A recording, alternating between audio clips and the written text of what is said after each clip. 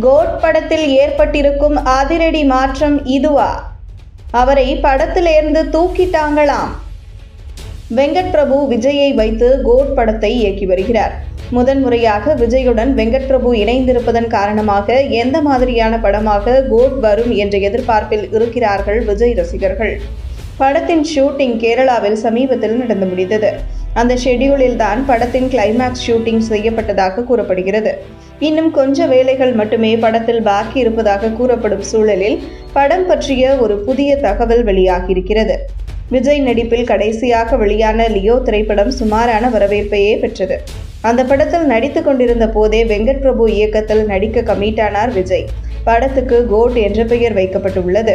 விஜயுடன் Prashanth, Prabhudeva, Jayaram, mic மோகன், யோகி பாபு, பிரேம்ஜி, வைபவ், ஸ்னேகா, லைலா, மீனாட்சி சௌத்ரி உள்ளிட்ட பலர் நடித்து வருகின்றனர்.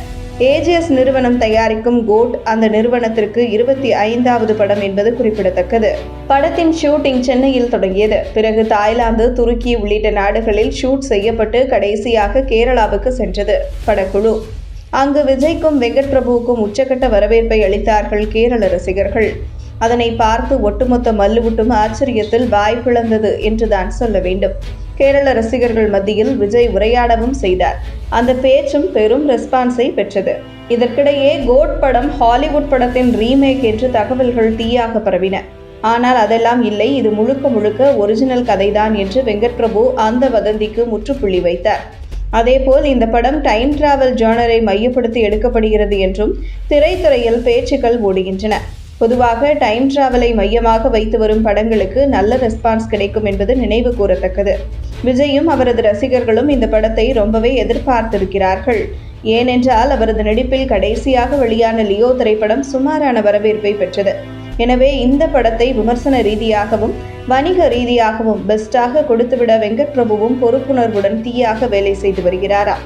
படத்தில் கிராபிக்ஸ் காட்சிகளுக்கு அதிக முக்கியத்துவம் இருக்கும் என்று வெங்கட் பிரபுவும் தெரிவித்திருப்பதால் கண்டிப்பாக ஒரு ட்ரீட் இருக்கிறது.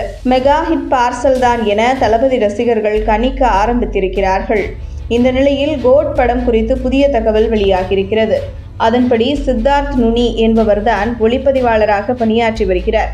ஆனால் சில காரணங்களால் அவர் இப்போது படத்திலிருந்து நீக்கப்பட்டதாகவும் அவருக்கு பதில் சக்தி சரவணன் கேமராமேனாக ஒப்பந்தமாகி இருக்கிறார் என்று கூறப்படுகிறது.